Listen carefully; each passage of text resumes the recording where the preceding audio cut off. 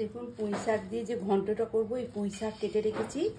এই যে পুঁই শাক, এটা ধুয়ে রেখেছি, এটা কাটবো আবার। এটা রাখি এখানে, এটা কেননা আলাদা আলাদা রেখেছি, ডাঁটা আলাদা, পুঁই শাক আলাদা। আর ওর সঙ্গে দেবো এই চিংড়ি মাছ, জ্যান্ত ফ্রেশ, এগুলো জ্যান্ত আছে, ফ্রেশ আছে, এগুলো পরিষ্কার করবো।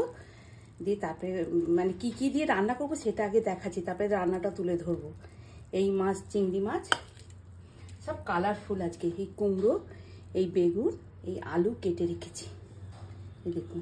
আর মশলার ভেতরে কি দেব, 5 ফোড়ন দেবো, পেঁয়াজ দেবো, কাঁচা লঙ্কা দেবো, এই বড়িটাকে ভেজে রাখবো, তারপর লাস্টে দেবো।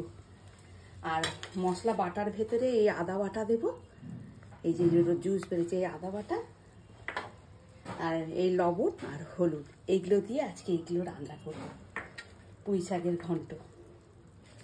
আর এই পুঁই শাকটাকে একটু ছাড়িয়ে দিই, কেন ডাঁটাগুলো সবজির সঙ্গে ভাজবো, নরম হয়ে যাবে, লাস্টে পুঁই শাকটা দেবো, তাহলে ভালো লাগবে খেতে।